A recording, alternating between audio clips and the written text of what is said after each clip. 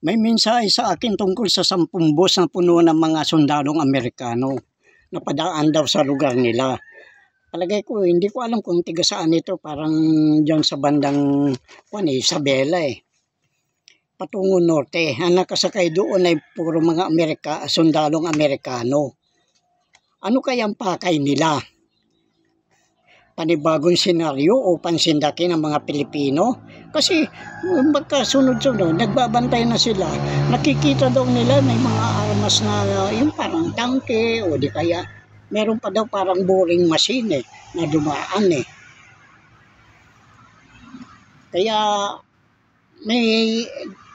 Kaya ang kwan nila para sindakin na ng mga Pilipino. Yan ang mga trabaho ng Amerikano. Kasi pag nandito yung mga Amerikano na yan, walang dinudulot yan sa buong mundo kundi kaguluhan. Bukod doon, may isa pa. May mga scout ranger daw mula sa Bisaya na dumating sa Cagayan. Doon din, nadaan din doon. Upang turuan ang kalalakihan na umawak daw ng armas. Ewan ko baka ito, tiga-kwan naman na ito. Tiga Cagayan.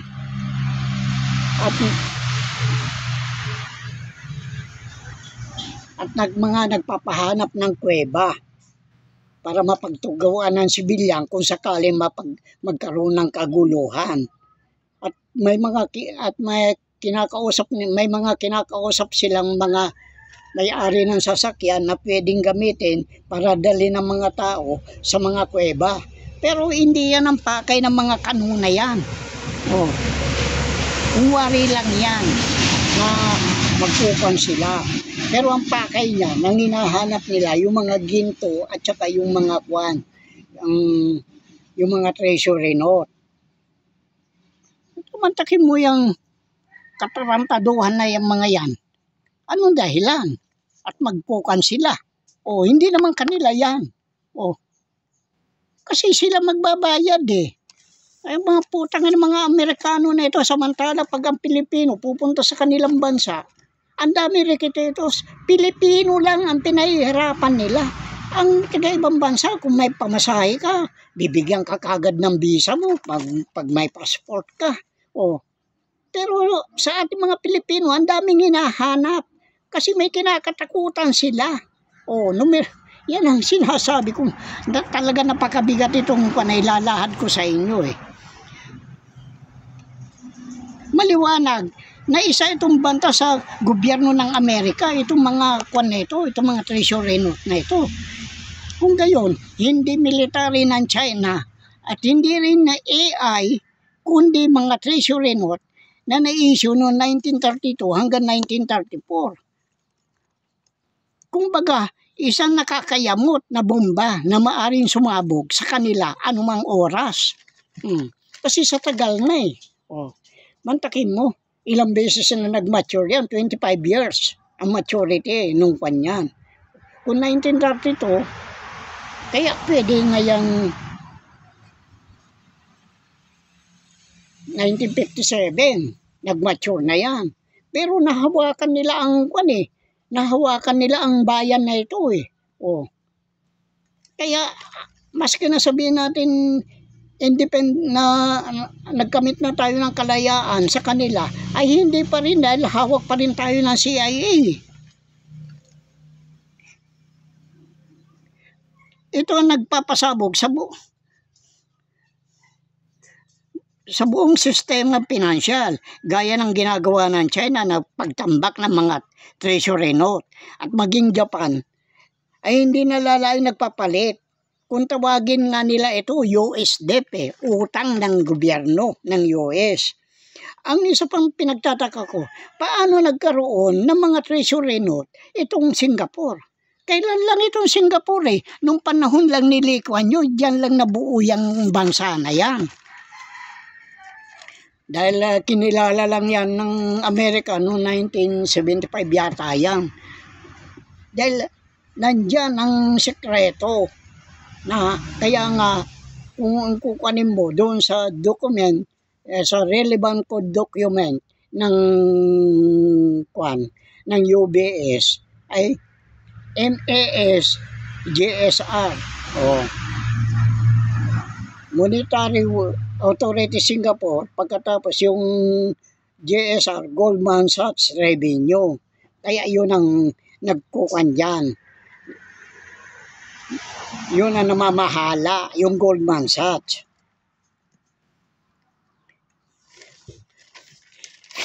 Ayan, napakahirap nitong ginagawa ng ito. Kasi kasabwat, hindi posible hindi kasabwat na si Duterte at saka si Juan dito eh. Yung mga putangin ng mga politiko na yan. O Biyernes Santo, dapat na yan. Paako na natin yung mga politiko na magnanakaw na yan eh. Mga walang pakinabang yan. O pagkatapos, magbubutuhan na naman daw. Wala pa naman baluta eh. O, sasabihin nila may baluta. Wala. Walang pondo ang Pilipinas. Kasi ganito kasi yon. Ang mga treasury note na yan ay siya nagbibigay buhay sa pandigdigang sistemang pinansyal. Palibasa, hindi ito nagdudulot ng panganib. Hanggat may makakaya magbayad ang gobyerno ng US. Kaya nga ang FBR, siya nagiging piggy bank ng mga may hawak ng mga 1932 to 1934 na treasury bond, treasury note. Paano kung wala nang kakayahang magbayad? Anong gagawin ng Amerika? Anong gagawin natin? Gaya niyan. Kasi pinalabas ko muna yung mga yung mga treasury note na yan, pinauna ko muna sila para tignan ko lang kung paano ang mga ginagawa nila kung paano nila napapalitan, bagamat na alaman ko noon. Pero yung ginawa nila kay Parin David, kinuha nilang 60%, ay sa akin hindi pwede yun. Yung porsyento na lang. Mula nung na yan, 1932 plus 50 years, 2 beses na. Pagkatapos pangatlong lalabas ng pangatlong maturity na yan, ay yung tutubo pa rin.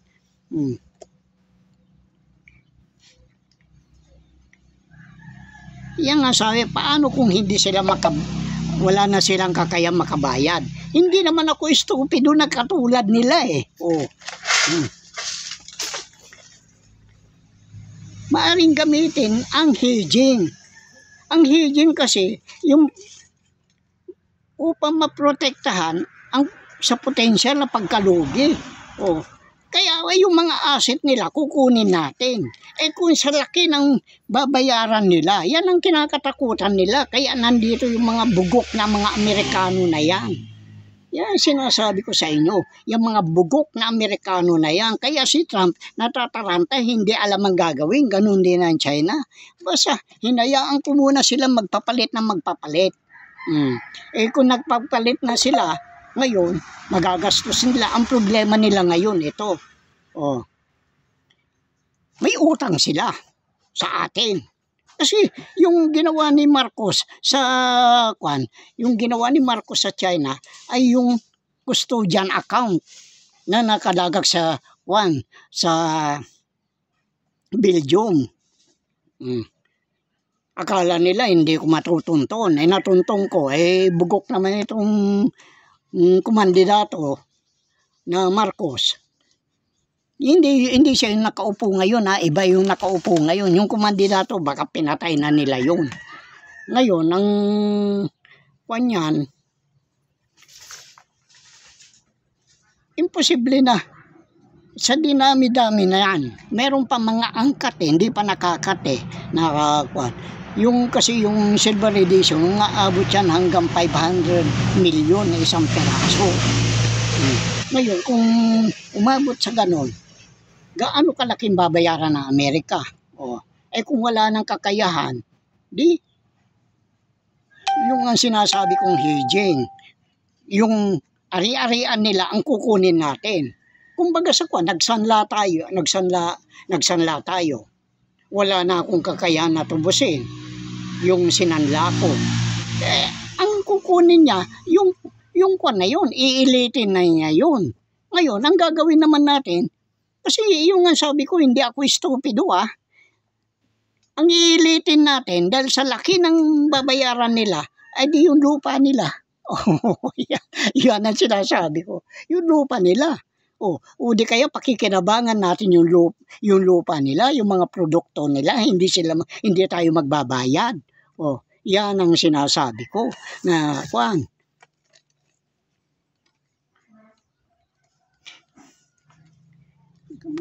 Kailangan kasi maprotektahan natin yung potensyal na pagkalugi.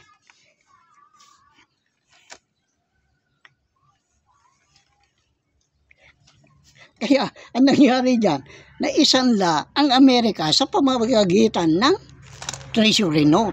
Kasi nagpalabas sila ng kwan sa laki niyan, halos 300 na zero na yan. Paano gagawin ng Amerikang pagbabayad? Kaya sila nandito naghahanap. At itong wala namang kibo itong mga putang ng mga politiko, mga inutil ng mga tarantado, mga kupal, mga dupang, na dupong nga ang tawag ko dyan sa mga politiko na yan basta magkapera lang Kaya paano na ngayon yan? Hindi tayo na may-ari ng Amerika. Yan ang kinakatakutan ni Trump. Akala naman siguro ng mga Marcos na ito, makakagawa sila ng paraan.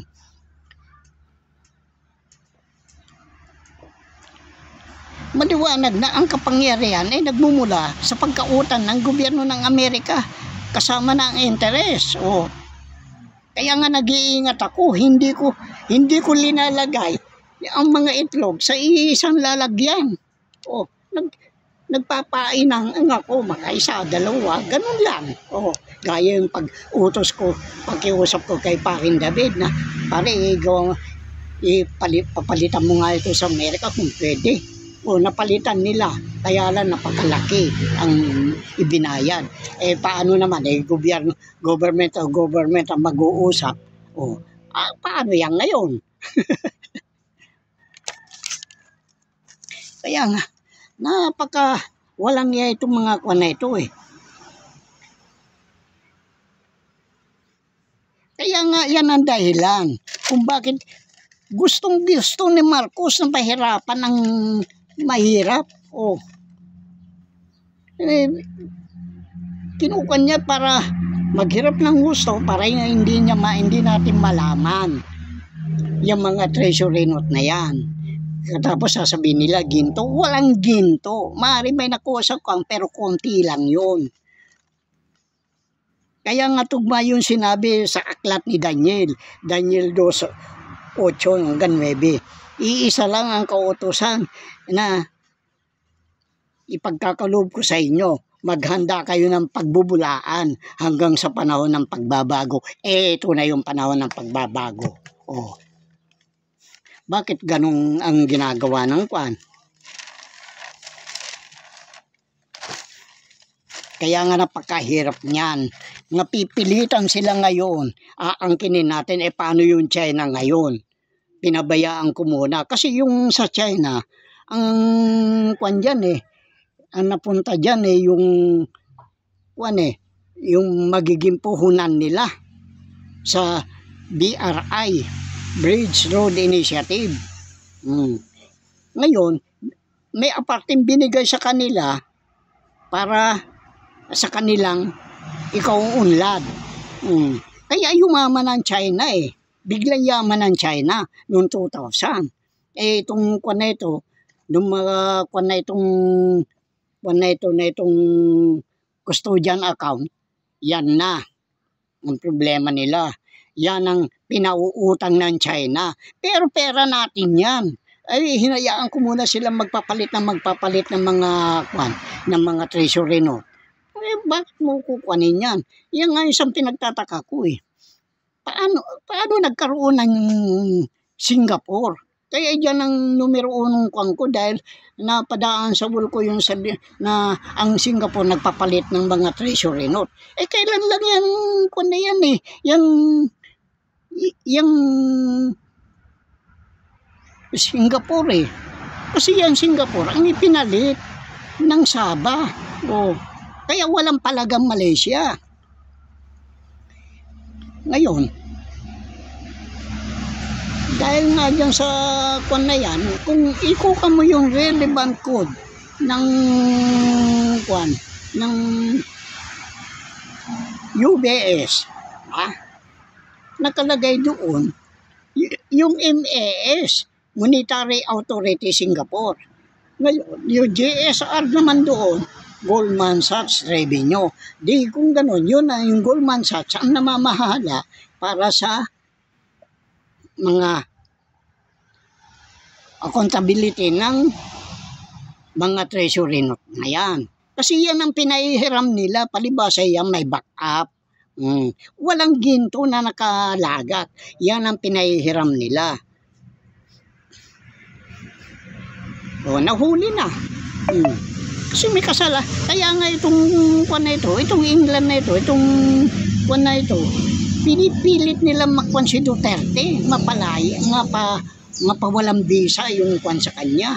Ang daming tangang kwan dito, mga abogado, silyo, o mga nag-aral sa UP, kung saan-saan, mga political analyst, puro mga tanga. Kasi, sabi ko nga bago maging batas yan, na ang pagsali natin, hindi na, sige, sali kami. Pag gano'n ang katwira mo, sali kami, salita lang, parang salim pusa ka. Kaya kailangan, isa batas yan.